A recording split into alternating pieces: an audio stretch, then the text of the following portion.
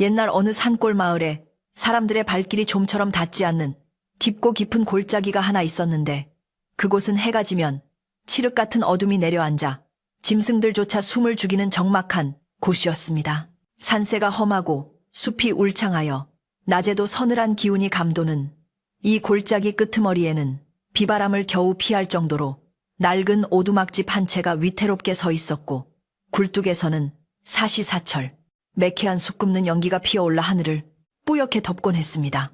마을 사람들은 그 깊은 산 속에 누가 사는지 정확히 알지 못했으나 아주 가끔 아랫마을 장터에 질 좋은 참숯을 한 지게 가득 짊어지고 내려오는 덩치 큰 사내가 그곳의 주인이라는 것만 짐작할 뿐이었는데 그는 누구와도 눈을 마주치려 하지 않았고 늘 삿갓을 깊게 눌러쓴 채 묵묵히 제갈길만 서둘러 가는 사람이었습니다. 이 외딴 집의 주인인 만석은 겉보기에는 그저 무뚝뚝하고 힘이 장사인 숫쟁이로 보였지만 그의 거친 손등과 깊게 패인 주름 사이에는 남들에게 절대 말할 수 없는 무거운 비밀이 숨겨져 있었습니다. 그는 젊은 시절 나라의 형장에서 죄인들의 목을 베던 망난이었으나 수많은 생명이 자신의 칼날 아래서 쓰러지는 것을 지켜보며 쌓인 죄책감과 피비린내 나는 기억을 견디다 못해 도망치듯 관직을 버리고 이 깊은 산골로 숨어든 것이었습니다.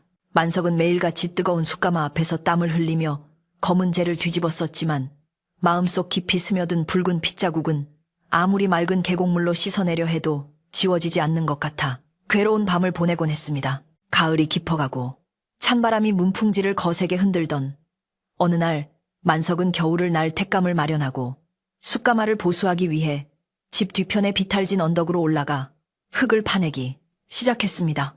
수십 년은 좋게 되었을 법한 아름드리 참나무 뿌리 근처를 곡괭이로 찍어내리던 만석의 손끝에 틱하고 둔탁하면서도 쇠붙이가 부딪히는 소리가 울려 퍼졌는데 이는 돌멩이나 나무 뿌리에 닿는 느낌과는 확연히 다른 이질적인 감각이었습니다.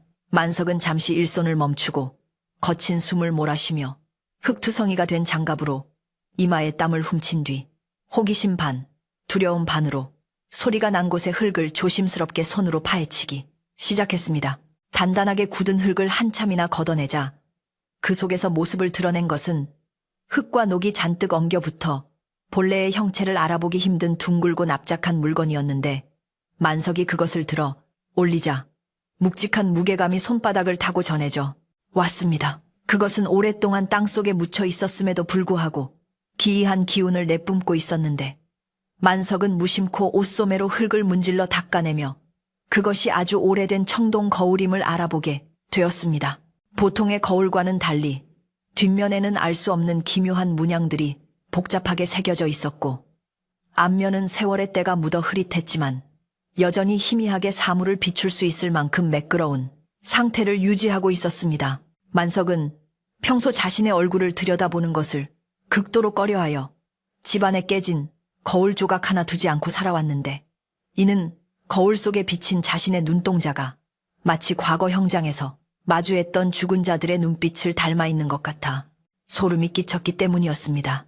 그러나 그날따라 만석은 무엇에 홀린 듯 그 낡은 동경을 다시 땅에 묻지 않고 집 안으로 가지고 들어왔고 부엌 한 구석에 앉아 지푸라기에 고운 재를 묻혀 거울의 표면을 정성스럽게 닦기 시작했습니다.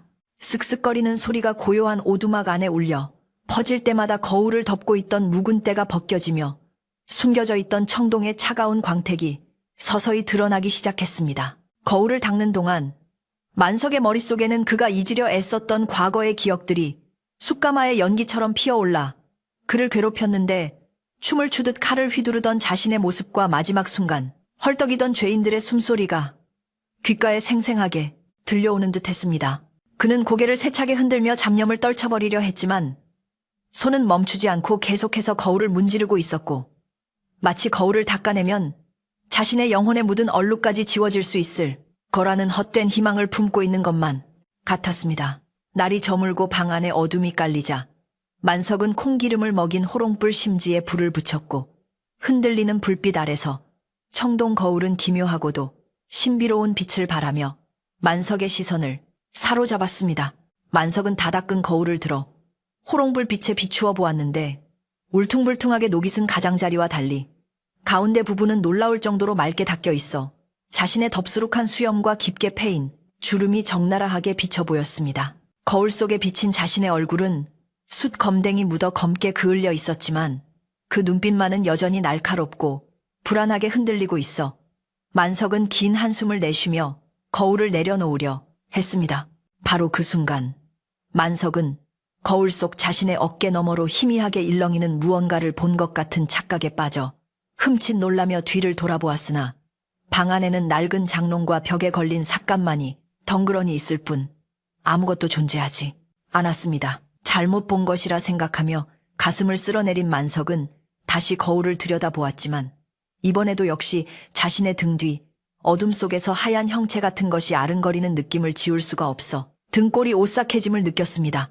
그것은 마치 누군가가 자신의 뒤에 바짝 붙어 서서 거울을 함께 들여다보고 있는 듯한 기분, 나쁜 감각이었는데 만석은 식은땀이 흐르는 손으로 거울을 꽉 쥐고 눈을 부릅뜨며 그 형체의 정체를 확인하려 애썼습니다. 바람이 불어 문풍지가 우는 소리가 마치 누군가의 울음소리처럼 들려왔고 호롱불의 그림자가 벽 위에서 춤을 추듯 일렁이자 만석의 불안감은 걷잡을 수 없이 커져만 갔습니다. 만석은 망나니 생활을 하며 수많은 죽음을 목격했기에 귀신이나 원혼에 대한 두려움이 남들보다 적다고 자부해왔지만 이 깊은 산속 홀로 있는 오두막에서 느끼는 공포는 그가 알던 것과는 결이 다른 종류의 것이었습니다. 그는 떨리는 목소리로 누구요? 거기 누구 있소? 하고 허공을 향해 나지막이 물었으나 돌아오는 것은 자신의 목소리가 좁은 방 안을 맴도는 메아리와 밖에서 들려오는 스산한 바람, 소리뿐이었습니다. 만석은 자신이 너무 오랫동안 사람과 대화를 하지 않아 헛것을 보는 것이라 여기며 스스로를 위로하려 했지만 거울 속의 흐릿한 형상은 사라지지 않고 오히려 조금씩 더 선명해지는 것 같아 눈을 뗄 수가 없었습니다. 배가 고픈 것도 잊은 채 한참을 거울과 씨름하던 만석은 문득 거울 뒷면에 새겨진 문양에 눈길이 갔는데 자세히 보니 그것은 단순한 장식이 아니라 옛날 무당들이 구슬할 때 쓰던 부적과 비슷한 그림들이 얽혀 있는 모습이었습니다. 만석은 어릴 적 마을 어르신들이 땅속에서 나온 물건은 함부로 드리는 게 아니다 라고 했던 말씀을 떠올리며 후회막급한 심정이 들었으나 이미 집 안으로 들인 물건을 한밤중에 다시 내다 버릴 용기도 나지 않아 진퇴양난에 빠지고 말았습니다. 그는 거울을 엎어놓고 이불을 머리끝까지 뒤집어 쓴 채 잠을 청하려 했지만 감은 눈꺼풀 안쪽에서도 거울의 잔상이 어른거려 쉽사리 잠들 수 없었습니다. 밤이 깊어질수록 산짐승들의 울음소리는 더욱 구슬프게 들려왔고 만석은 엎어놓은 거울이 마치 살아서 꿈틀거리는 생물처럼 느껴져 몇 번이고 이불 밖으로 고개를 내밀어 거울을 확인해야만 했습니다. 거울은 차가운 방바닥 위에서 아무런 움직임도 없이 조용히 놓여 있었지만 만석의 눈에는 그 주변으로 서늘한 냉기가 피어오르는 것처럼 보였습니다. 그는 자리에서 일어나 부엌으로 나가 냉수한 사발을 단숨에 들이켰지만 타들어가는 속은 좀처럼 진정되지 않았고 다시 방으로 돌아와 앉았을 때는 자신도 모르게 또다시 거울을 향해 손을 뻗고 있는 자신을 발견하고 쏘스라치게 놀랐습니다. 만석은 망나니로 살면서 술에 취해 칼춤을 추던 시절 죽음을 앞둔 죄인들의 눈빛을 마주하지 않으려 일부러 눈을 반쯤 감거나 먼 산을 바라보곤 했던 버릇이 있었는데 지금 거울을 대하는 그의 태도가 꼭 그때와 같았습니다. 보고 싶지 않으면서도 보아야만 하는 피하고 싶으면서도 확인해야만 하는 모순된 마음이 그를 괴롭히며 거울 앞으로 끌어당기고 있었던 것입니다. 그는 떨리는 손으로 다시 거울을 뒤집어 자신의 얼굴을 비추었고 이번에는 아까보다 조금 더 용기를 내어 자신의 어깨 너머 배경을 뚫어지게 응시하기 시작했습니다. 호롱불 빛이 흔들릴 때마다 거울 속 그림자들도 함께 춤을 추듯 일렁이며 기괴한 형상을 만들어냈습니다. 그런데 그때 만석의 눈이 공포로 크게 확장되었는데 거울 속 자신의 왼쪽 어깨 뒤편으로 희미하게 사람의 얼굴 형상이 떠오르는 것을 분명히 보았기 때문이었습니다. 그 얼굴은 뚜렷하지는 않았지만 상투를 튼 남자의 모습이었고 핏기 하나 없는 창백한 낯빛을 하고 있었으나 놀랍게도 만석을 향해 원망 어린 표정을 짓기는커녕 입가에 묘한 미소를 머금고 있는 듯 했습니다. 만석은 헉하는 단말마의 비명과 함께 거울을 바닥에 떨어뜨릴 뻔했으나 간신히 다시 잡았고 뒤를 돌아보았지만 여전히 방 안에는 아무도 없었습니다. 오직 거울 속에서만 존재하는 그 낯선 사내는 만석이 고개를 돌릴 때마다 끈질기게 따라붙었습니다. 만석의 심장은 쿵쾅거리며 갈비뼈를 뚫고 나올 듯 요동쳤고 그는 이것이 꿈인지 생시인지 분간할 수 없어 자신의 볼을 세게 꼬집어 보았지만 느껴지는 것은 쓰라린 통증뿐이었습니다. 그는 과거 자신이 형장에서 배웠던 수많은 사람들 중 하나의 얼굴일지도 모른다는 생각에 기억을 더듬어 보았지만 너무나 많은 사람을 배웠기에 그들의 얼굴은 하나로 뭉개져 기억나지 않았고 오직 베어질 때의 감촉만이 손끝에 남아있을 뿐이었습니다.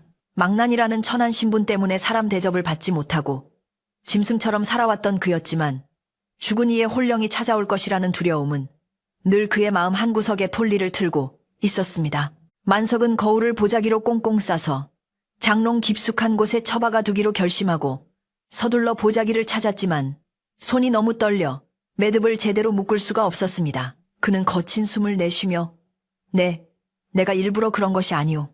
나라의 명을 받았을 뿐 내게 원한을 품지 마시오. 라고 허공에 대고 중얼거리며 마치 용서를 구하는 죄인처럼 웅크리고 앉았습니다.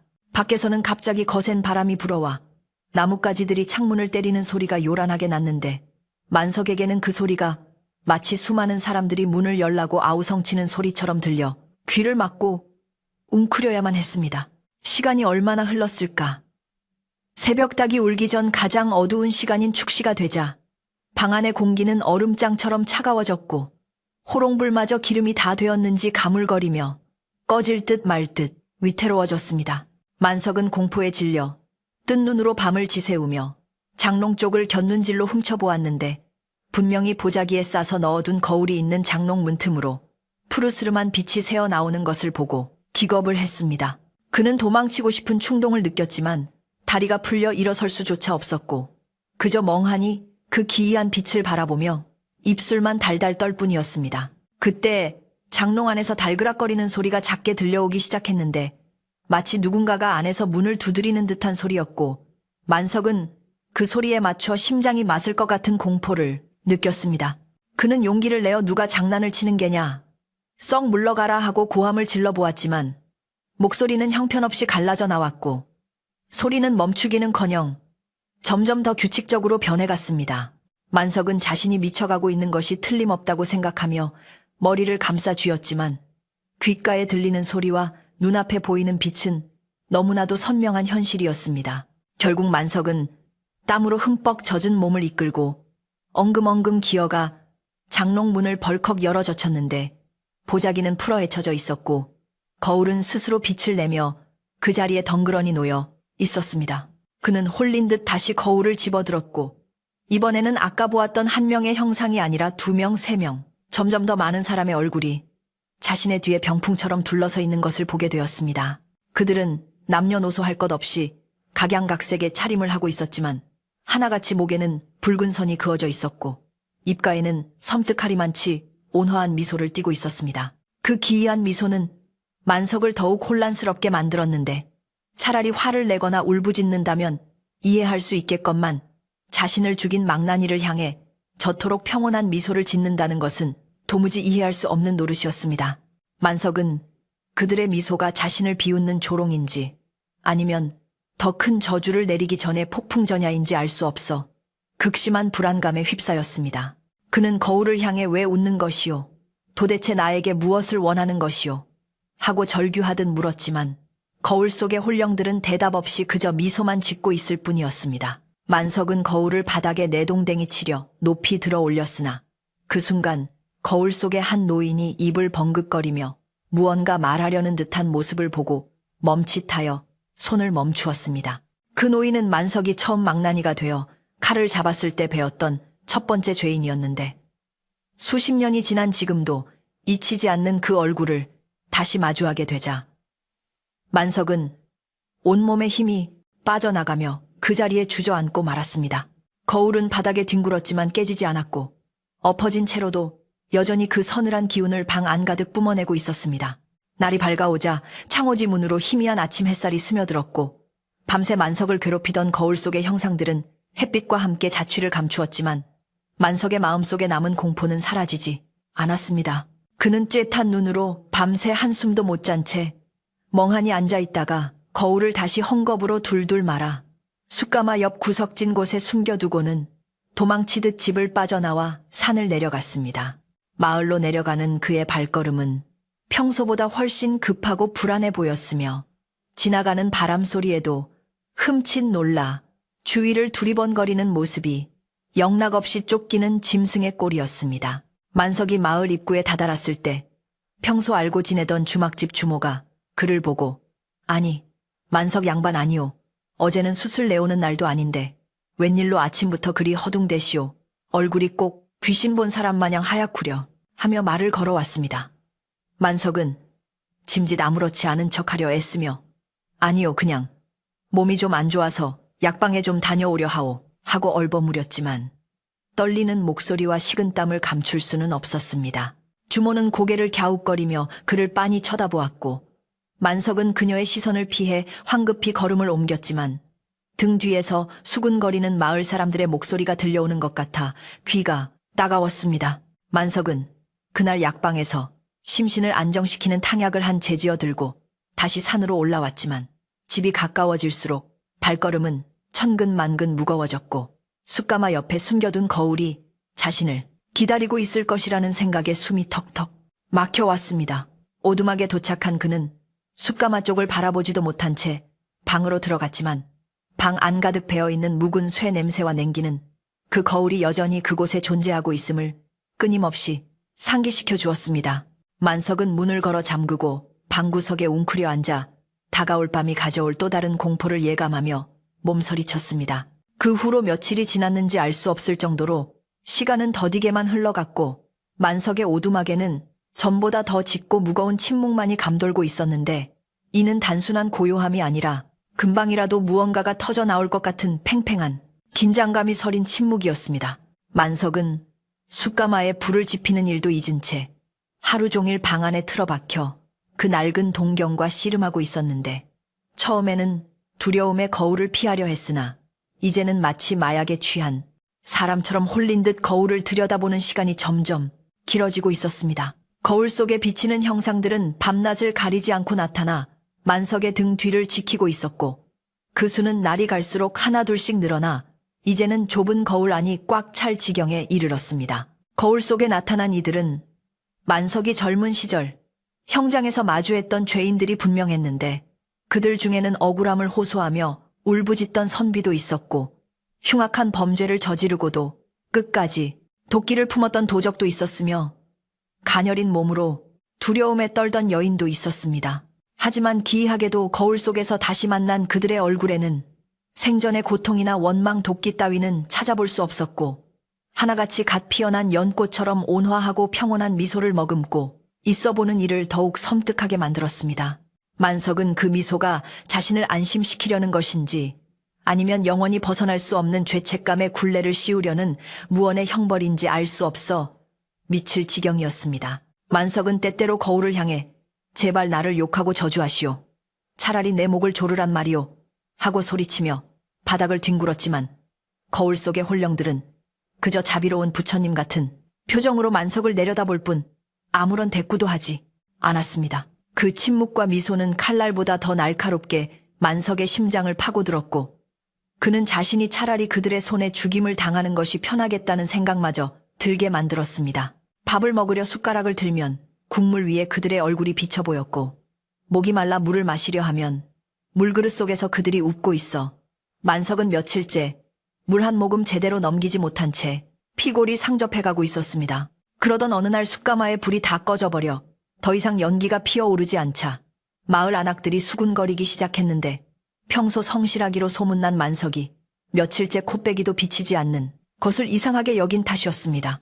개중에는 걱정이 되어 산입구까지 올라와 본 사람도 있었지만 오두막 주변의 감도는 서늘하고 음산한 기운에 눌려 감히 대문 안으로 들어서지는 못하고 발길을 돌려야만 했습니다. 마을 사람들 사이에서는 만석이 산신령의 노여움을 샀다거나 숯을 굽다가 도깨비에게 홀렸다는 등 온갖 흉흉한 소문이 꼬리에 꼬리를 물고 퍼져나가기 시작했습니다.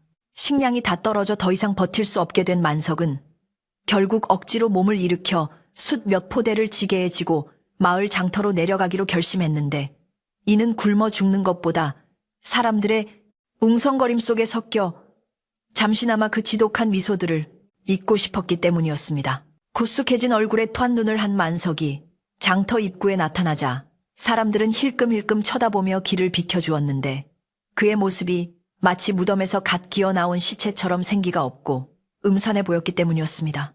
만석은 사람들의 시선을 애써 무시하며 구석진 자리에 숫지개를 내려놓고 털썩 주저앉았지만 등 뒤에서 느껴지는 서늘한 시선은 장터 한복판에서도 여전히 그를 따라다니는 듯했습니다. 장을 보러 나온 아낙네들이 숯을 사러 다가왔다가 만석의 섬뜩한 눈빛을 보고는 기겁을 하며 뒷걸음질 쳤는데 만석은 멍하니 허공을 응시하다가 불쑥불쑥 혼잣말을 중얼거려 사람들을 더욱 놀라게 만들었습니다. 웃지 마. 제발 웃지 말라고. 그는 눈앞에 있는 손님에게 하는 말이 아니라 자신의 머릿속을 맴도는 환영에게 애원하고 있었지만 영문을 모르는 사람들은 그가 미쳤다고 생각하며 수군거렸습니다. 개 중에는 장난기 심한 동네 꼬마들이 돌멩이를 던지며 미친 숫쟁이 아저씨하고 놀려대기도 했지만 만석은 돌멩이가 날아와도 피할 생각조차 하지 않은 채 멍하니 앉아있을 뿐이었습니다. 그때 이웃 마을에서 온 한 덩치 큰 짐꾼이 만석의 숯을 흥정하려 다가와 이보시오, 숯값이 너무 비싼 거 아니오. 좀 깎아줍시다. 하며 만석의 어깨를 툭 쳤는데 그 순간 만석은 쏘스라치게 놀라며 짐꾼을 거칠게 밀쳐버렸습니다. 만석의 눈에는 짐꾼의 얼굴이 순간적으로 거울 속에서 보았던 목이 베어진 채 웃고 있는 죄인의 얼굴로 겹쳐 보였기 때문이었습니다. 짐꾼은 엉덩방아를 토시며 이 양반이 사람을 치네. 미쳐도 곱게 미칠 것이지 하며 화를 냈고 주변 사람들이 우르르 몰려들어 구경거리가 되자 만석은 공포에 질려 머리를 감싸쥐고 오지마, 나한테 오지마 하고 비명을 질렀습니다. 장터는 순식간에 아수라장이 되었고 사람들은 만석을 애워싸고 손가락질을 하며 웅성거렸는데 저 사람 눈빛 좀 봐. 살기가 등등해. 아무래도 귀신이 씌어도 단단히 씌었나 봐. 하는 말들이 만석의 귓속으로 날카로운 화살처럼 꽂혔습니다. 만석은 숫지개도 내팽개친 채 비틀거리며 사람들 사이를 뚫고 도망치듯 장터를 빠져나왔는데 숨이 턱까지 차오르도록 달렸지만 등 뒤에서 들려오는 사람들의 비웃음 소리와 환청처럼 들리는 웃음소리는 끈질기게 그를 쫓아왔습니다. 그는 마을 어귀의 당산나무 아래 주저앉아 거친 숨을 몰아쉬며 흐르는 눈물을 닦아냈지만 공포와 절망감은 씻겨나가지 않았습니다. 그때 마을에서 가장 나이가 많고 지혜롭기로 소문난 박노인이 지팡이를 짚고 천천히 만석에게 다가왔는데 박노인은 젊은 시절 전국을 떠돌며 풍수와 관상을 공부한 적이 있어 마을의 대소사를 관장하고 워친 일이 생기면 해결책을 내놓는 어른이었습니다. 박노인은 만석의 곁에 조용히 다가와 앉더니 아무 말 없이 품에서 담뱃대를 꺼내어 물고는 길게 연기를 내뿜으며 만석의 떨리는 등을 토닥여 주었습니다. 만석은 박노인의 따뜻한 손길에 왈칵 눈물이 쏟아질 것 같았지만 자신의 추한 과거와 현재의 몰골을 들키고 싶지 않아 고개를 푹 숙인 채 외면하려 애썼습니다. 박노인은 한참 동안 하늘만 바라보다가 나지막하고 엄숙한 목소리로 입을 열었는데 자네 요즘 얼굴빛이 영 좋지 않구먼. 산 사람의 얼굴에 죽은 자의 그늘이 드리워져 있으니 말이네. 하고 정곡을 찌르는 말을 던졌습니다. 만석은 심장이 철렁 내려앉는 기분이었지만 애써 태연한 척하며 그저 숫가마 일이 고되어서 그렇습니다. 별일 아닙니다. 하고 둘러댔습니다. 하지만 박노인은 만석의 눈을 뚫어지게 바라보며 고개를 가로저었고 그의 눈빛은 만석이 숨기고 있는 깊은 어둠을 이미 꿰뚫어 보고 있는 듯 깊고 투명했습니다. 물건에는 주인이 있는 법이고 특히 땅속에 오래 묻혀있던 물건에는 산 사람이 감당하기 힘든 기운이 서려 있는 법이라네. 자네 혹시 최근에 산에서 들이지 말아야 할 것을 집 안으로 들인 적이 없는가?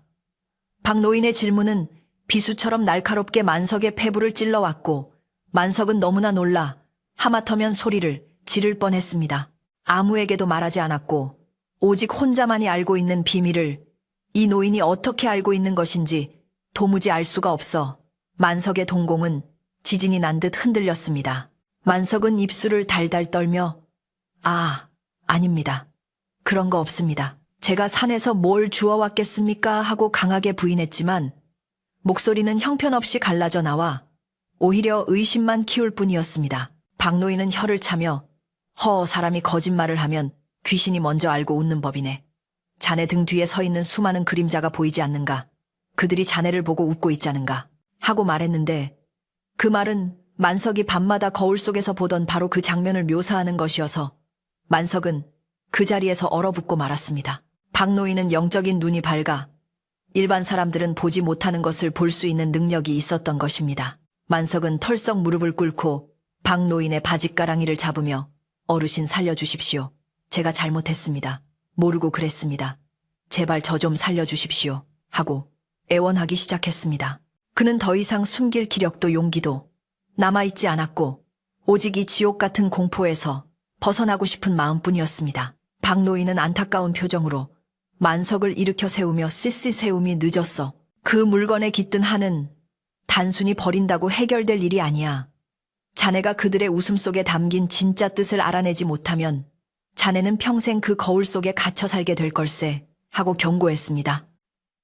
박노인의 말은 만석에게 한 줄기 희망이자 동시에 절망으로 다가왔는데 그들의 웃음 속에 담긴 뜻을 알아내야 한다니 사람을 죽인 죄인에게 짓는 미소에 무슨 뜻이 있을 수 있단 말인가 싶어 막막하기만 했습니다.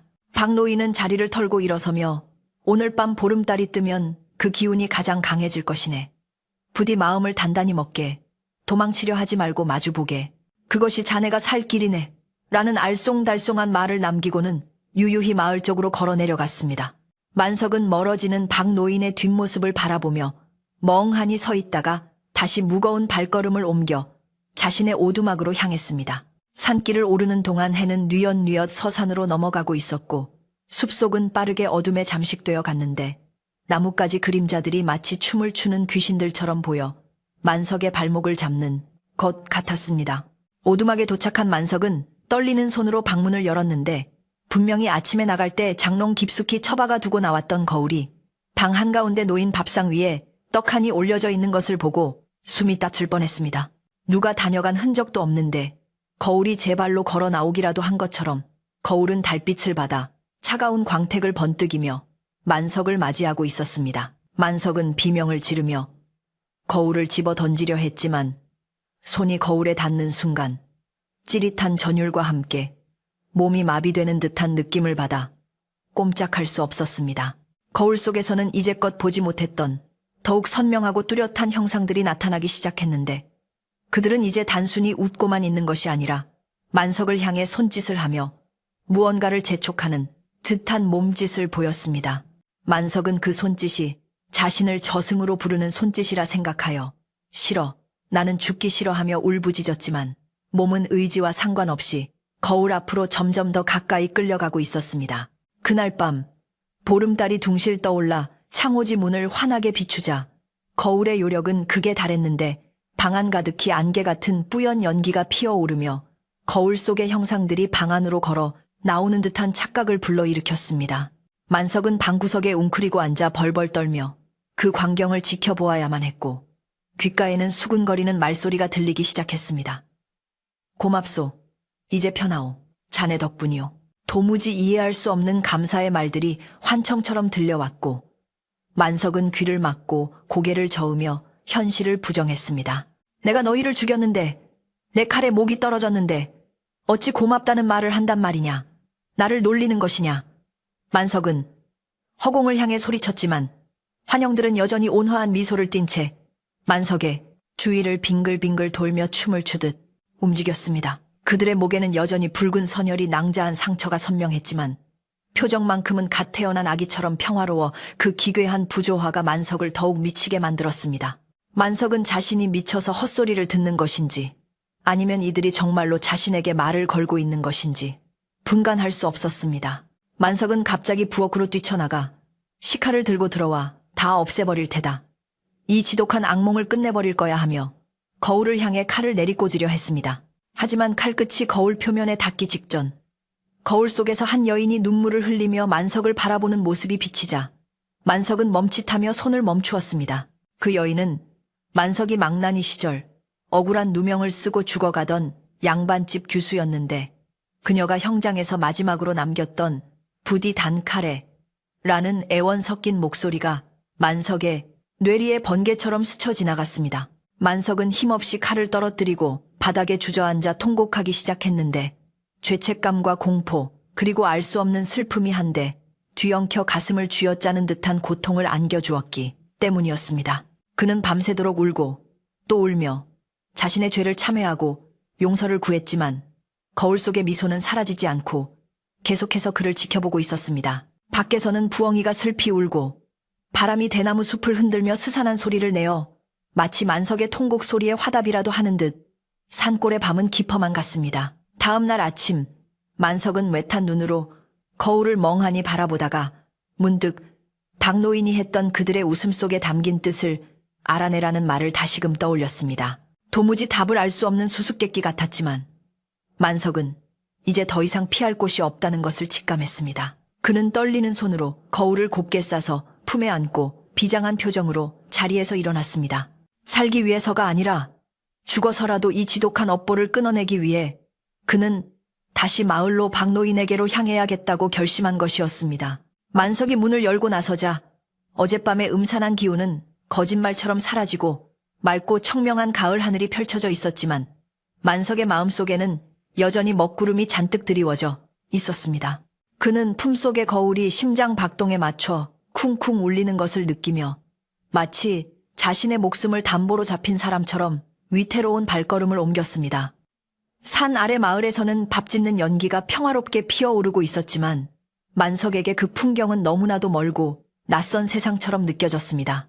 만석이 박노인을 찾아가기로 결심하고 오두막을 나섰을 때 하늘은 마치 그의 어두운 마음을 대변이라도 하듯 검푸른 먹구름으로 뒤덮이기 시작했는데 금방이라도 폭우가 쏟아질 듯한 습하고 무거운 공기가 산허리를 감싸고 있었습니다. 그는 품속에 숨긴 동경이 떨어질세라 옷깃을 단단히 여미고 산길을 내려갔지만 발을 내디딜 때마다 등 뒤에서 바스락거리는 낙엽 소리가 마치 누군가 자신의 뒤를 바짝 쫓아오는 발소리처럼 들려 몇 번이고 멈칫거려야 했습니다. 평소라면 익숙하게 오르내렸을 산길이었지만 오늘따라 유난히 길고 험하게 느껴졌고 숲속의 나무들은 기괴하게 비틀린 팔을 뻗어 만석의 앞길을 막으려는 듯 위협적인 형상을 하고 있었습니다.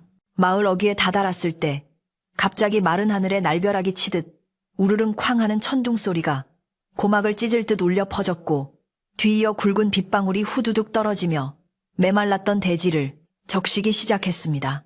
마을 사람들은 갑작스러운 비에 놀라 마당에 널어놓은 고추며 곡식을 건느라 부산하게 움직였고 개들은 허공을 향해 지저대며 불안감을 감추지 못했는데 그 소란스러움 속에서 만석은 마치 투명 인간이라도 된 듯 위태롭게 서 있었습니다.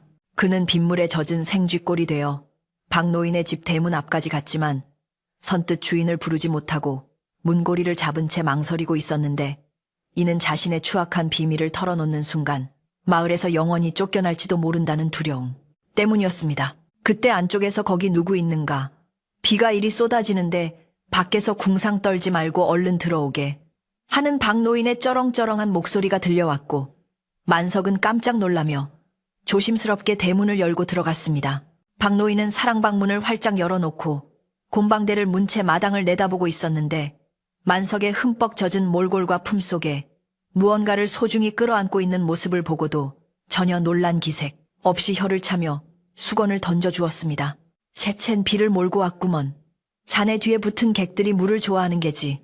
박노인의 뼈있는 한마디에 만석은 등골이 서늘해짐을 느꼈지만 아무 대꾸도 못하고 묵묵히 얼굴에 물기만 닦아냈습니다. 만석이 사랑방 아랫목에 자리를 잡고 앉자마자 비는 억수같이 퍼붓기 시작했는데 처마 끝에서 떨어지는 낙수 물소리가 마치 수천 명의 군사가 발을 구르는 소리처럼 요란하여 방 안의 정적을 더욱 도드라지게 만들었습니다. 박노인은 아무 말 없이 따뜻한 차 한 잔을 내밀었고 만석은 떨리는 손으로 차를 받아 마시며 온몸을 녹였지만 품속에 있는 동경은 여전히 얼음장처럼 차갑게 식어 있어 그의 가슴을 시리게 했습니다. 만석이 입을 열어 거울에 대해 이야기하려는 찰나 밖에서 이리 오너라 지나가는 과객인데 비 좀 피합시다 하는 다급한 고함이 빗소리를 뚫고 들려왔습니다. 박노인이 눈짓을 하자 만석은 엉겁결에 일어나 문을 열어주었는데 비에 쫄딱 젖은 갓을 쓰고 도포자락을 휘날리는 중년의 사내가 허겁지겁 방 안으로 뛰어들어왔습니다. 그는 보찜장수 행색을 하고 있었으나 눈매가 매섭고 행동거지가 민첩하여 예사 사람이 아님을 짐작게 했는데, 그는 방에 들어오자마자 젖은 옷을 털며 이놈의 비가 사람 잡겠소. 산 넘어 장터로 가는 길인데 도저히 갈 수가 없어 염치불구하고 들렀소 하며 넉살 좋게 웃었습니다. 만석은 그 사내의 얼굴을 보는 순간 심장이 덜컥 내려앉았는데 어디선가 본 듯한 낯익은 인상이었기 때문이었습니다. 사내는 박 노인에게 정중히 인사를 올린 뒤 만석을 힐끔 쳐다보았는데, 그의 시선이 만석의 거친 손과 웅크린 어깨에 잠시 머물자 만석은 본능적으로 품속의 거울을 더 깊이 숨기며 몸을 사렸습니다. 사내는 눈치가 빠른 듯 만석의 경계심을 읽고는 아이고, 제가 험한 꼴로 들이닥쳐 놀라셨나 봅니다. 저는 한양에서 물건을 떼다 파는 김가라고 합니다. 하며 너스레를 떨었지만 만석의 불안감은 가라앉지 않았습니다. 비바람이 거세져 문풍지가 덜컹거릴 때마다 만석은 거울 속의 홀령들이 밖으로 뛰쳐나와 이 낯선 사내에게 해코지라도 할까봐 전전긍긍했습니다. 밤이 깊어가고 빗줄기가 더욱 굵어지자 세 사람은 어쩔 수 없이 방 안에 갇힌 신세가 되었는데, 정막을 깨기 위해 김가가 한양에서 들은 기이한 이야기들을 풀어놓기 시작했습니다. 어르신, 요즘 한양 바닥에 흉흉한 소문이 도는 걸 아십니까? 몇 해 전 나라 제일의 망나니가 갑자기 사라졌는데 그자가 베어 넘긴 목이 산을 이룬다는 말이 있습니다. 김가의 입에서 망나니라는 단어가 나오자 만석은 사례가 들린 듯 기침을 터뜨렸고 찻잔을 든 손이 심하게 떨려 찬물이 바닥에 튀었습니다. 박 노인은 의미심장한 눈빛으로 만석을 바라보았지만 김가는 눈치채지 못한 듯 이야기를 계속했습니다. 헌데 참으로 기이한 것은 그 망나니의 칼솜씨가 어찌나 신묘했던지 죽은 죄인들이 고통을 느끼기도 전에 목이 떨어져 죽은 후에도 웃는 얼굴을 하고 있었다는 겁니다. 사람들은 그를 자비로운 칼이라 불렀지요. 김가의 말에 만석의 머릿속이 하얗게 변하며 윙하는 이명이 들려오기 시작했습니다. 거울 속에서 보았던 그 미소 짓는 얼굴들이 바로 자신의 칼솜씨 때문이었다는 사실을 타인의 입을 통해 듣게 되자 만석은 엄청난 충격과 함께 형용할 수 없는 공포에 휩싸였습니다. 그는 자신의 죄업이 칭송받는다는 사실을 받아들일 수 없었고 그것이 오히려 더 큰 저주처럼 느껴졌습니다. 그 순간 만석의 품속에 있던 동경이 갑자기 뜨겁게 달아오르기 시작했는데 마치 불에 달군 쇠처럼 뜨거워 만석은 악하고 짧은 비명을 지르며 가슴을 움켜쥐었습니다. 김가가 놀라 아니 왜 그러시오? 어디 편찮으시오? 하고 물으며 다가오려 하자 만석은 뒷걸음질치며 오지 마시오. 가까이 오지 마시오 하고 소리쳤습니다. 만석의 눈에는 김가의 어깨 위로 희미한 그림자가 아른거리기 시작했는데 그것은 거울 속에서 보았던 죄인 중 한 명의 형상이었고 김가에게 무언가를 속삭이는 듯 했습니다. 만석은 현실과 환영의 경계가 무너지는 것을 느끼며 극심한 혼란에 빠졌습니다. 박 노인은 사태가 심상치 않음을 직감하고 자리에서 일어나 엄한 목소리로 김가 자네는 잠시 부엌에 나가 물 좀 떠오게. 이 사람이 기가 허해 헛것을 보는 모양일세 하며 김가를 밖으로 내보냈습니다. 김가가 의아한 표정으로 방을 나가자마자 박 노인은 만석의 멱살을 잡고 흔들며 정신 차리게 지금 자네 마음이 약해져서 귀기가 침범하는 걸세. 그 거울 당장 꺼내놓게 하고 호통을 쳤습니다. 만석은 덜덜 떨며 품에서 보자기에 쌓인 거울을 꺼내 방바닥에 내려놓았는데 거울은 보자기를 뚫고 나올 듯이 격렬하게 진동하고 있었습니다. 박 노인이 보자기를 풀어 헤치자 드러난 거울은 방 안의 어둠을 빨아들이는 듯 검붉은 빛을 내뿜고 있었고 거울 표면에는 수많은 얼굴이 소용돌이치며 비명 없는 아우성을 지르고 있었습니다. 만석은 바닥에 머리를 박고 잘못했습니다. 제가 죽일 놈입니다. 저 미소들이 무서워 견딜 수가 없습니다. 하며 오열했습니다. 박 노인은 거울을 응시하며 혀를 찼는데 이건 원한이 아니야. 자네가 아직도 깨닫지 못했단 말인가. 이들은 자네에게 길을 묻고 있는 걸세. 하고 알 수 없는 말을 했습니다. 밖에서는 천둥번개가 다시 한번 요란하게 치며 만석의 울음소리를 덮어버렸습니다. 그때 방문이 벌컥 열리며 물을 떠왔던 김가가 들어왔는데 그는 바닥에 놓인 거울과 오열하는 만석을 보고 그 자리에 얼어붙고 말았습니다. 김가의 눈이 거울에 고정되자 그의 표정이 경악으로 일그러졌는데 이것은 관아의 창고에서 사라졌다던 그 저주받은 거울 아닙니까? 하고 외쳤습니다. 김가는 단순한 장사꾼이 아니라 사실은 도망친 망나니를 쫓던 관아의 은밀한 추적자였거나 적어도 그쪽 사정에 아주 밝은 사람이었던 것입니다. 만석의 정체가 탈로 날 위기에 처하자 방 안의 공기는 팽팽하게 당겨진 활시위처럼 긴장감으로 가득 찼습니다. 김가는 뒷걸음질 치며 품에서 단도를 꺼내 들었는데 내 놈이 바로 그 사라진 망나니였구나. 수많은 목을 베고 도망친 놈이 감히 여기서 신선 노름을 하고 있었어 하며 적개심을 드러냈습니다. 만석은 변명할 기력도 없이 그저 멍하니 김가를 바라보았는데 김가의 뒤로 수십 명의 환영이 나타나 김가의 팔을 붙잡고 말리는 듯한 모습을 보았습니다. 하지만 김가의 눈에는 오직 만석과 그가 훔쳐 달아난 것으로 오해받는 거울만이 보일 뿐이었고 그는 공명심에 눈이 멀어 만석을 향해 칼을 겨누었습니다. 박노인이 지팡이로 바닥을 세게 내리치며 멈춰라. 이 신성한 곳에서 칼부림이라니 하고 고함을 질렀지만 김가는 이미 흥분하여 들리지 않는 듯 했습니다. 바로 그때 거울에서 눈부신 빛이 뿜어져 나와 방 안을 하얗게 뒤덮었고 그 강렬한 빛에 김가는 눈을 가리며 비명을 질렀습니다. 빛 속에서 형체들이 걸어나와 만석과 김가 사이를 가로막았는데 그들은 만석이 죽였던 죄인들이었지만 여전히 온화한 미소를 띠고 만석을 보호하려는 듯 그를 감싸 안았습니다.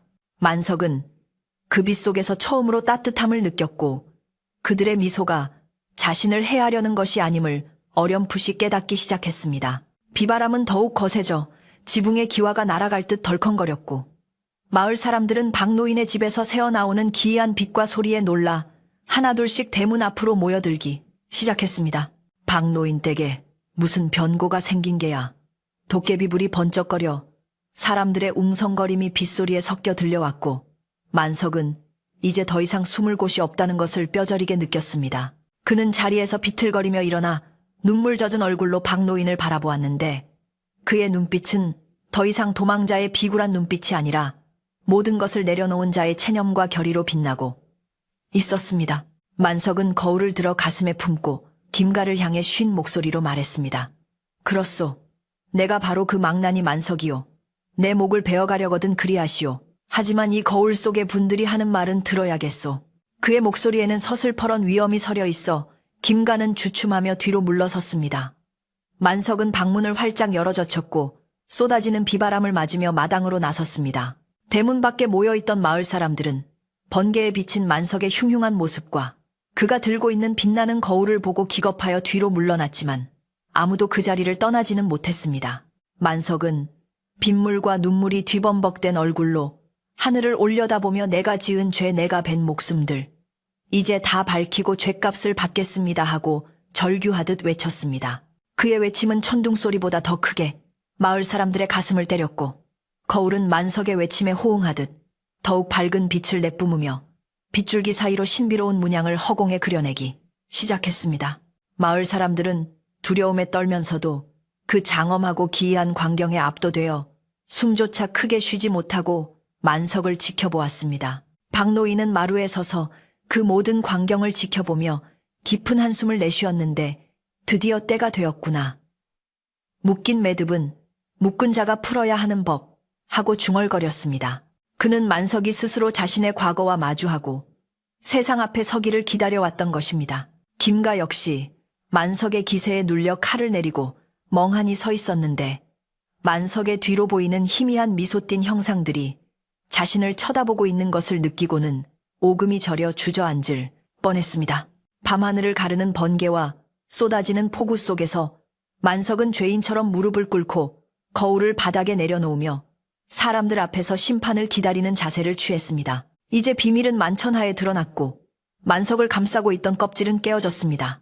마을 사람들은 그가 숲 굽는 착한 이웃이 아니라 사람 목을 베던 망난이었다는 사실에 경악했지만 동시에 그가 뿜어내는 처절한 슬픔에 동요하고 있었습니다. 비는 그칠 줄 모르고 내렸고 흙탕물이 마당을 가득 채우며 만석의 무릎까지 차올랐지만 그는 꼼짝도 하지 않았습니다. 거울 속의 미소들은 이제 만석의 주위를 빙 둘러싸고 그를 지키는 호위무사처럼 혹은 그를 위로하는 가족처럼 은은하게 빛나고 있었습니다. 이 긴 밤이 지나고 나면 만석의 운명은 어떻게 될 것인지, 그리고 저 거울 속의 혼령들이 진정으로 원하는 것은 무엇인지, 모든 것은 날이 밝으면 판가름 날 것이었습니다. 만석은 젖은 머리카락 사이로 흐르는 빗물을 닦지도 않은 채 자신의 운명을 건 마지막 의식을 준비하듯 거울 표면을 흙탕물로 씻어내고 다시 깨끗한 빗물로 닦아내기를 반복했습니다.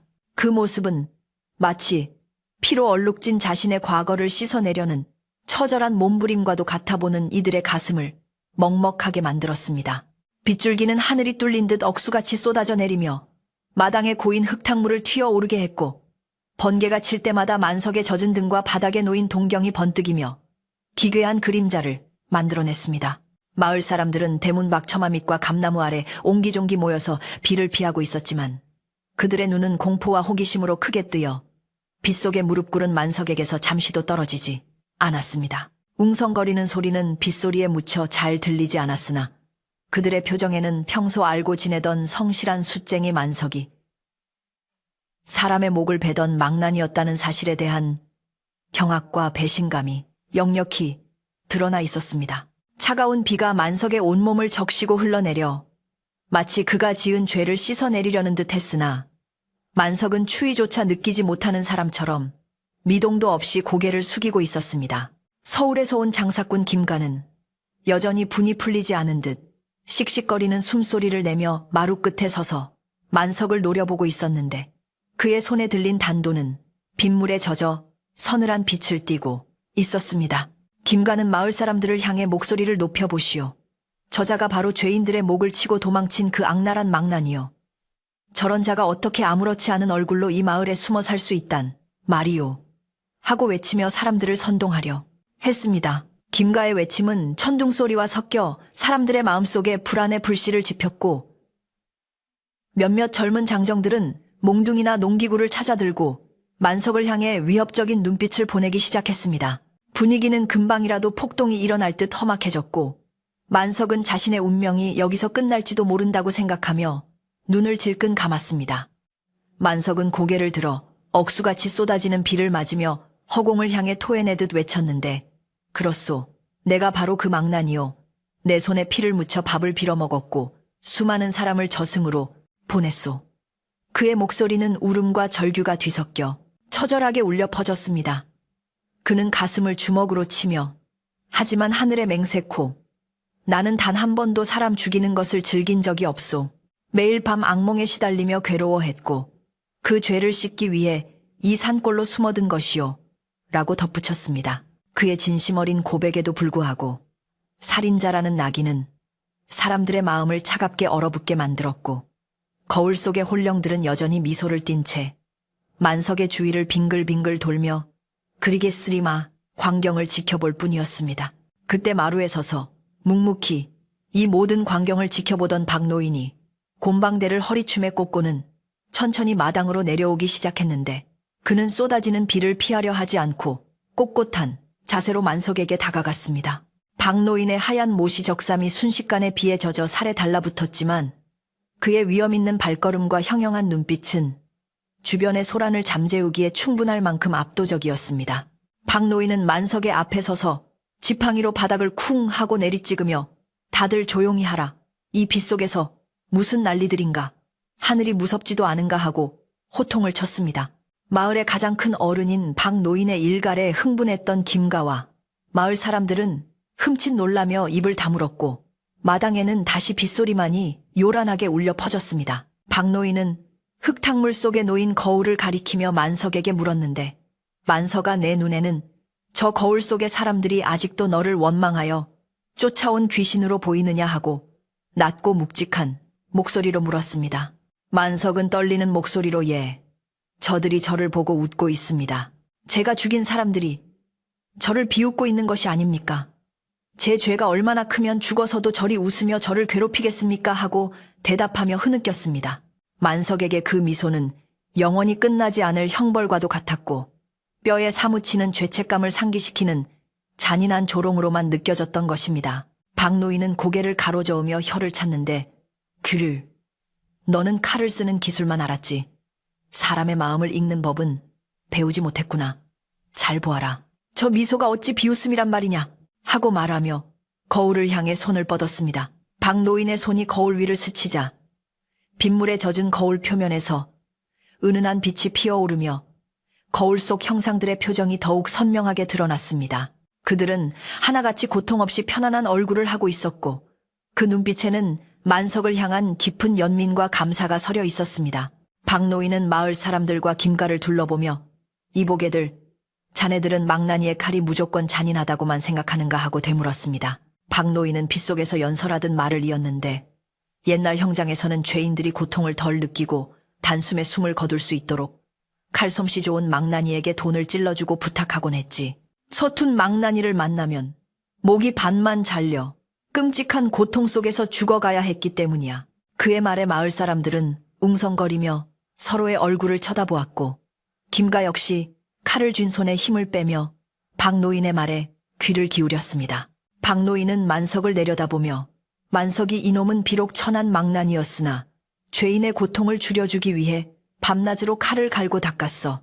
단칼에 목을 베어 그들이 이승의 고통을 찰나에 끝내고 저승으로 갈 수 있게 도운 게야 라고 설명했습니다.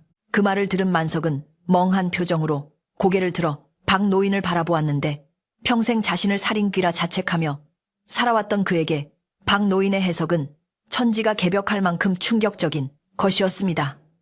그럼 저 미소가 저를 원망하는 것이 아니란 말입니까? 만석의 물음에 박노인은 고개를 끄덕이며 그렇다. 저들은 내 칼 덕분에 고통 없이 갈 수 있었던 영혼들이다. 네가 죄책감에 시달려 숨어 사니 너에게 고맙다. 이제 그만 짐을 내려놓아라 하고 말해주러 찾아온 게야. 헌데 너는 그 미소를 비웃음으로 오해하고 스스로를 지옥에 가두고 있었구나 하고 말했습니다. 박노인의 말이 끝나자마자 거짓말처럼 거울 속에서 환한 빛이 뿜어져 나오며 거울 속의 영혼들이 만석을 향해 고개를 숙여 인사를 하는 모습이 비치기 시작했습니다. 그 광경은 너무나도 신비롭고 경이로워 김가는 들고 있던 단도를 바닥에 떨어뜨렸고 마을 사람들은 저도 모르게 두 손을 모아 합장했습니다. 거울 속의 늙은 죄인, 젊은 선비, 어린아이 할 것 없이 모두가 만석을 향해 따뜻한 눈빛을 보내고 있었는데 그것은 만석이 평생토록 갈구해왔던 용서와 구원의 눈빛이었습니다. 만석은 그제야 그들의 미소가 비웃음이 아닌 고마움과 안도감의 표현이었음을 깨닫고 오열을 터뜨렸습니다. 만석의 통곡 소리는 빗소리보다 더 크게 마당을 울렸는데 그것은 슬픔의 울음이 아니라 수십 년간 가슴속에 맺혀있던 응어리가 풀려나가는 해원의 울음이었습니다. 그는 진흙탕 속에 엎드려 고맙습니다. 정말 고맙습니다. 미련한 제가 몰라뵙고 두려워만 했습니다.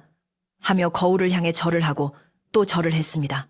비에 젖은 땅바닥에 이마를 떼쓰며 절을 하는 만석의 모습은 처절하면서도 숭고해 보였고 이를 지켜보던 마을 아낙네들도 눈시울을 붉히며 옷소매로 눈물을 훔쳤습니다. 김가는 머쓱한 표정으로 바닥에 떨어진 단도를 주워 칼집에 넣으며 네, 내가 큰 실수를 할 뻔했구려. 천하의 악인인 줄 알았더니 저승사자의 자비를 베푼 사람이었소. 하며 한 발 물러섰습니다. 그는 보찜을 다시 추스르며 한양에 가서도 이 이야기는 함부로 입에 올리지 않겠소. 내 눈으로 직접 이 기이한 광경을 보았으니 하늘의 뜻을 거스를 수는 없는 노릇 아니겠소. 라고 말하며 박노인에게 고개를 숙였습니다. 박노인은 젖은 수염을 쓸어내리며 자네도 이 비에 젖은 김에 마음의 때를 좀 씻고 가게나 하며 짐짓 점잖게 대꾸했습니다. 박노인은 집안의 하인들을 불러 얘들아 뭣들 하느냐.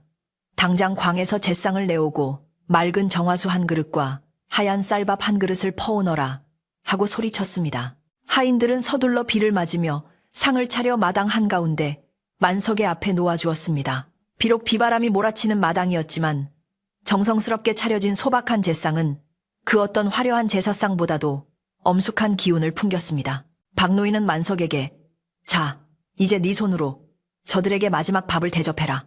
그리고 정중히 보내드려라. 그래야 너도 살고 저들도 간다. 하고 일러주었습니다. 만석은 떨리는 손으로 밥뚜껑을 열고 숟가락을 꽂은 뒤 술 대신 빗물을 받아 잔을 채우며 거울 앞에 올렸습니다. 제가 지은 업보 평생 갚으며 살겠습니다. 부디 노여움 푸시고 이제는 편안한 곳으로 가시옵소서. 이 미천한 놈이 차린 것은 없으나 이 밥 한 술 드시고 먼 길 가시옵소서. 만석이 충문을 읊조리듯 중얼거리자 거울 속에 미소 짓던 얼굴들이 하나둘씩 밥상 위로 피어오르는 김과 함께 흐려지기 시작했습니다. 그들은 마지막으로 만석을 향해 손을 흔들며 서서히 아주 서서히 안개 속으로 사라져갔습니다. 신기하게도 영혼들이 사라짐과 동시에 하늘을 찢을 듯 퍼붓던 빗줄기가 가늘어지기 시작했고 검게 뒤덮였던 먹구름 사이로 둥근 보름달이 얼굴을 내밀며 은은한 달빛을 비추기 시작했습니다. 달빛이 젖은 마당과 잿상 그리고 만석의 등을 비추자 마당은 마치 씻김굿을 막 끝낸 신성한 제단처럼 고요하고 평화로운 분위기로 바뀌었습니다. 마을 사람들은 비가 그친 하늘을 올려다보며 탄성을 질렀고 비가 그쳤어. 귀신들이 정말로 갔나봐 하며 안도했습니다. 평소 만석을 잘 챙겨주던 주막집 주모가 조심스럽게 마당으로 들어와 젖은 수건을 만석의 어깨에 덮어주며 말을 건넸습니다. 아이고 이 사람아. 그런 사연이 있으면 진작 말을 하지. 우리 마을 사람이 된 지가 언젠데 혼자 끙끙 앓았소. 과거에 무슨 일을 했건 자네는 우리 마을 숫쟁이 만석이요. 주모의 따뜻한 말 한마디에 마을 사람들도 하나둘씩 동조하며 고개를 끄덕였습니다. 그럼 사람이 살다 보면 별일 다 겪는 거지. 숯 하나는 기가 막히게 굽는 양반 아니오. 하며 촌장도 거들었습니다. 만석은 사람들의 온정에 다시 한번 눈물을 쏟았지만 이번 눈물은 뜨겁고 따뜻한 감사의 눈물이라 차가운 빗물과는 달랐습니다. 박노인은 잿상 위에 밥그릇을 거두며 이제 되었다. 저들도 배불리 먹고 마음 편히 떠났을 게야. 오늘 밤은 푹 쉬고 내일 날이 밝으면 저 거울을 다시 양지 바른 곳에 묻어주도록 하자 하고 말했습니다. 김가 역시 만석에게 다가와 어깨를 툭 치며 내 오해해서 미안하오. 수치나 한 포대 더 사갈 테니 너무 마음에 담아두지 마시오 하고 사과했습니다. 만석은 자리에서 일어나려 했으나 다리에 힘이 풀려 비틀거렸고 주변의 장정들이 달려와 그를 부축해 주었습니다. 만석의 품에 있던 동경은 이제 더 이상 빛을 내지도 기이한 형상을 보여주지도 않는 평범한 낡은 청동 거울로 돌아와 있었습니다. 하지만 만석은 그 거울이 단순한 쇠붙이가 아니라 자신과 죽은 자들을 이어주었고 끝내 자신을 구원해준 고마운 물건임을 알고 있었습니다. 그는 거울을 소중히 감싸쥐고 달빛 아래서 박노인과 마을 사람들에게 깊이 허리 숙여 감사의 인사를 올렸습니다. 밤 공기는 비온 뒤라 더욱 맑고 상쾌했고 풀벌레 소리가 다시 들려오며 마을은 예전의 평온함을 되찾아가고 있었습니다. 마을 사람들은 하나둘씩 집으로 돌아갔고 김가도 사랑방으로 들어가 젖은 옷을 갈아입었습니다. 텅 빈 마당에는 만석과 박노인만이 남아 달을 쳐다보고 있었는데 박노인이 나지막이 말했습니다. 사람이 죄를 짓지 않고 살 수는 없으나 그 죄를 마주하고 씻어내는 것은 용기 있는 자만이 할 수 있는 일이다. 너는 오늘 큰 고비를 넘겼으니 앞으로는 덤으로 얻은 목숨이라 생각하고 베풀며 살거라. 만석은 명심하겠습니다. 어르신 평생 잊지 않겠습니다. 하고 다짐했습니다. 만석은 젖은 몸을 이끌고 다시 산속 오두막으로 향하지 않고 박노인의 배려로 행랑채에서 하룻밤을 묵게 되었습니다. 따뜻한 군불이 지펴진 방에 들어서자 긴장이 풀리며 노곤함이 밀려왔습니다. 그는 젖은 옷을 벗고 이불 속으로 들어가 누웠는데 눈을 감아도 더 이상 무서운 형상들이 보이지 않았습니다. 대신 오늘 밤 마을 사람들의 따뜻한 눈빛과 박노인의 인자한 목소리 그리고 거울 속 영혼들의 편안한 미소가 떠올라 마음을 포근하게 감싸주었습니다.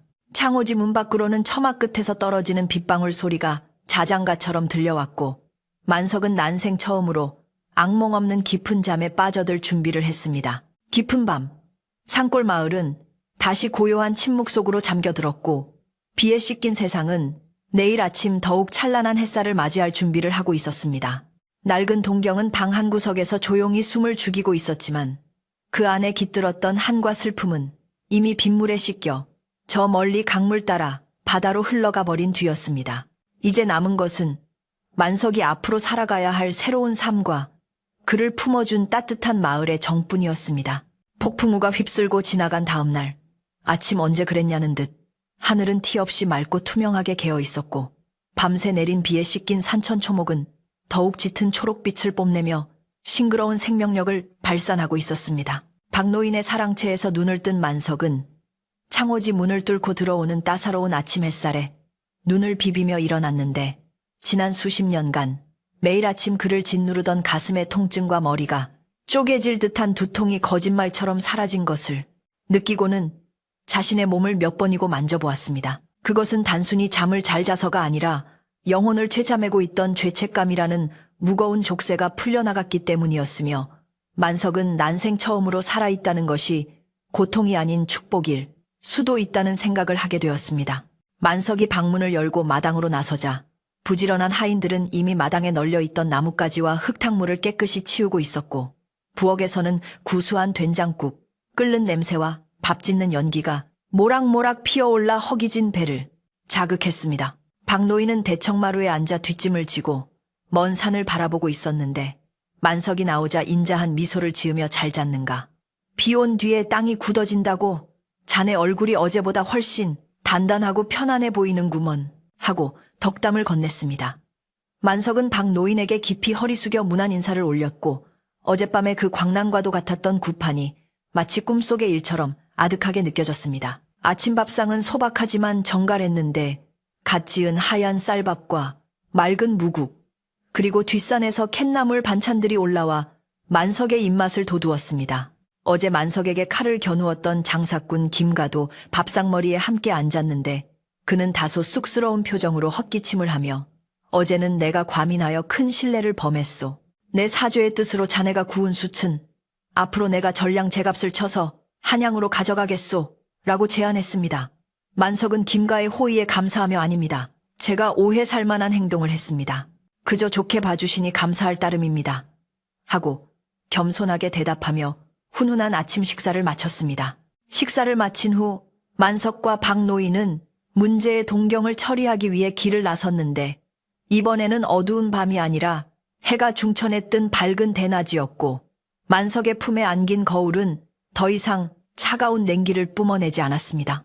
박노인은 그 물건이 처음 나왔던 곳은 음기가 강한 그늘진 곳이었을 게야. 이번에는 양기가 가득하고 해가 잘 드는 곳에 묻어주어 다시는 세상 밖으로 나와 사람을 홀리는 일이 없도록 해야 하네 라고 일러주었습니다. 두 사람은 마을 뒷산 중턱 남쪽을 향해 탁 트인 양지 바른 언덕에 도착하여 자리를 잡았는데 그곳은 아래로 마을 전경이 한눈에 내려다 보이고 따스한 햇살이 하루 종일 머무는 명당이었습니다. 만석은 챙겨온 삽으로 땅을 깊게 파기 시작했는데 흙은 비를 머금어 부드러웠고 삽질을 할 때마다 향긋한 흙내음이 올라와 마음을 차분하게 해주었습니다. 구덩이가 충분히 깊어지자 만석은 준비해온 하얀 비단 보자기에 동경을 정성스럽게 감싸 구덩이 바닥에 조심스럽게 내려놓았습니다. 그는 흙을 덮기 전 마지막으로 거울을 향해 부디 그곳에서는 편안히 쉬십시오. 저도 이제 제 몫의 삶을 부끄럽지 않게 살다가 때가 되면 가겠습니다. 하고 마음속으로 작별 인사를 건넸습니다. 흙이 한 삽, 두 삽 덮이며 거울은 영원한 안식처로 돌아갔고 만석은 그 위를 단단히 밟아다지며 마음속의 미련도 함께 묻었습니다. 박노인은 묻힌 자리에 작은 돌 하나를 올려 표시를 해두며 이제 되었네. 이것으로 자네와 저 물건의 악연은 끝이 나고 새로운 선연이 시작된 걸세. 과거는 묻혔으니 이제 앞만 보고 가게나 하고 만석의 어깨를 두드려 주었습니다. 산을 내려오는 길 만석의 발걸음은 날아갈 듯 가벼웠고 숲속에서 들려오는 산새 소리가 마치 만석의 새로운 출발을 축하해주는 행진곡처럼 들려왔습니다. 그는 더 이상 모자를 푹 눌러 쓰지 않고 고개를 당당히 들고 걸었으며 스쳐 지나가는 바람의 감촉 하나하나를 온전히 느끼며 자유를 만끽했습니다. 마을로 돌아오자 마을 사람들의 태도는 어제와는 확연히 달라져 있었는데 전에는 그를 피하거나 수군거렸던 사람들이 이제는 먼저 다가와 인사를 건네거나 말을 붙여왔습니다. 빨래터의 안악들은 만석 양반 이제 숯 구울 때 되면 우리 집에도 좀 갖다 줘요. 양반 숯이 제일 오래가고 좋습디다 하며 너스레를 떨었고 동네 아이들은 만석의 뒤를 졸졸 따라다니며 아저씨 정말 칼싸움 잘해요. 우리한테도 보여줘요 하며 장난을 쳤습니다. 만석은 쑥스러운 듯 머리를 긁적이면서도 아이들의 머리를 쓰다듬어 주었는데 그의 투박한 손길에는 예전에는 볼 수 없었던 따스한 온기가 서려 있었습니다. 주막집 주모는 지나가는 만석을 불러세워 아이고 고생 많았소. 이거 내가 아침에 부친 메밀전인데 좀 들고 가서 드시오 하며 따끈한 전을 싸주기도 했습니다. 만석은 사람들의 이러한 관심과 친절이 낯설면서도 가슴 벅차게 고마웠는데 자신이 과거에 저지른 죄에도 불구하고 이들이 자신을 마을의 일원으로 받아주었다는 사실에 깊은 감동을 받았습니다. 그는 사람들에게 일일이 고개를 숙여 감사를 표했고 그럴 때마다 사람들은 다 지난 일인걸. 앞으로 잘 살면 되지 하며 그의 등을 토닥여 주었습니다. 마을은 비온 뒤에 더욱 단단해진 땅처럼 만석을 중심으로 더욱 끈끈한 정으로 뭉치게 되었습니다. 만석이 다시 자신의 산속 오두막으로 돌아왔을 때 그곳은 더 이상 귀신이 나올 것 같은 흉가가 아니라 아늑한 보금자리로 느껴졌습니다. 그는 창문을 활짝 열어 묵은 공기를 빼내고 방 구석구석을 쓸고 닦으며 집안의 생기를 불어넣기 시작했습니다. 찢어진 문풍지를 새로 바르고 비새는 지붕을 고치며 마당의 잡초를 뽑아내는 그의 손길은 분주했지만 즐거웠습니다. 그는 숯가마에도 다시 불을 지폈는데 타오르는 붉은 불꽃을 바라보며 그는 이제 속죄를 위해서가 아니라 자신의 정직한 땀으로 세상의 보탬이 되기 위해 숯을 굽겠다고 다짐했습니다. 계절이 바뀌어 산천이 붉게 물들던 가을이 지나고 어느덧 흰 눈이 소복이 쌓이는 겨울이 찾아왔습니다. 깊은 산속 오두막은 눈에 고립되어 세상과 단절된 듯 보였지만 만석은 더 이상 외로움을 느끼지 않았습니다. 숯가마에서 나오는 온기가 집안을 따뜻하게 데워주었고 가끔씩 마을 사람들이 눈길을 헤치고 올라와 쌀이나 김치를 가져다 주며 말동무를 해주었기 때문이었습니다. 만석은 받은 만큼 베풀기 위해 질 좋은 숯을 한가득 지게에 지고 마을로 내려가 홀로 사는 노인들이나 형편이 어려운 집 아궁이에 몰래 숯을 놓아두고 오곤 했습니다.